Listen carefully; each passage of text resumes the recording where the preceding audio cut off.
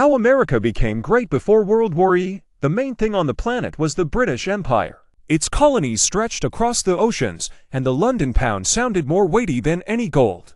But World War I changed everything. The old world was exhausted, and the new one was just gaining strength. All this happened thanks to Hitler. When he came to power on January 30, 1933, he quickly established a dictatorship, eliminating the democratic institutions of the Weimar Republic. American corporations and banks had business in Germany and continued to cooperate after the Nazis came to power. In particular, Ford Motor Company and General Motors owned factories in Germany. IBM supplied data processing equipment. Standard Oil was involved in the development of synthetic fuels. Banks associated with J.P. Morgan and Brown Brothers Harriman had financial contacts with German banks. Thus, we can say that Hitler was brought to power not only by local elites, but also by American comrades. At the same time, the only goal that Hitler had to fulfill for his owners was the rapid rearmament of Germany and the unleashing of a big war in Europe and the USSR.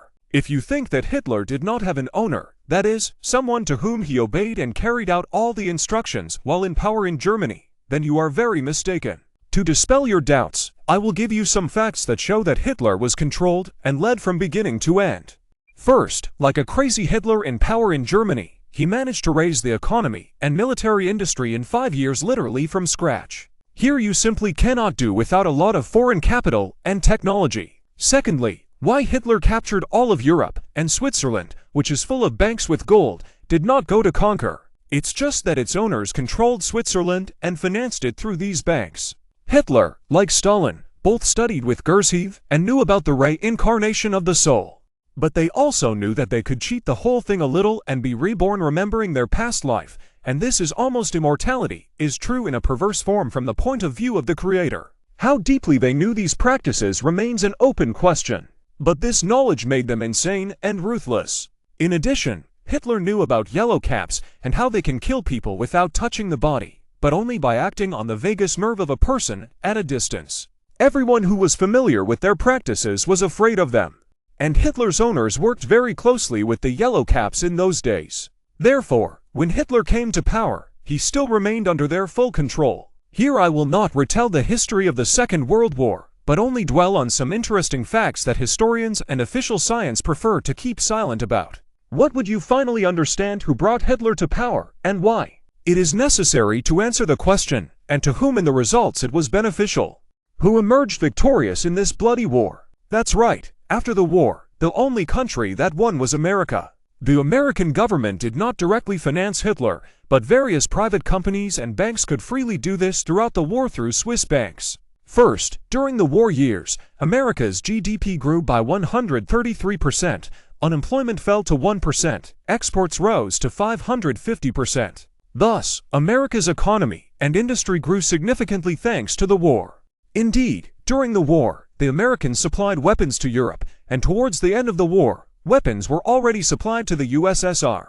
After the war in 1948, the United States launched the Marshall Plan, a program to rebuild Europe. America gave loans to Europe, which with this money entered into agreements with American companies that were engaged in the restoration of Europe.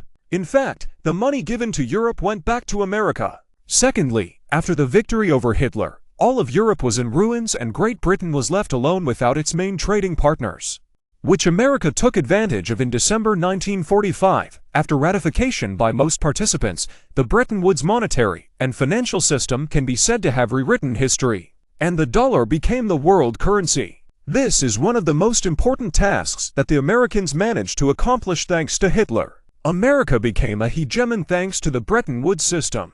The dollar pushed the British pound out of the global trading arena. Thirdly, America received nuclear weapons and ballistic missiles thanks to German scientists who fled to the United States, more than 1,600 German scientists, engineers, and technicians, with their families were transported to the United States under the secret paperclip program.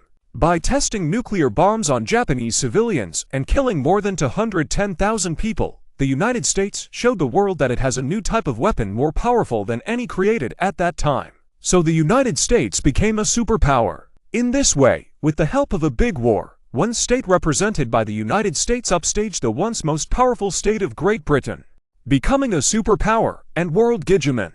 And now the most important thing, at what cost did they manage to do it? According to conservative estimates, more than 45 million people died in World War E. This is how America entered the world stage from blood and ashes. This is how real democracy looks like, or rather, a demonocracy that no one will tell you about. And how sad it does not sound, but history repeats itself. Now China wants to enter the world stage, pushing America into the background. The only question is how many millions of people they will kill to do this. But about that in the next video.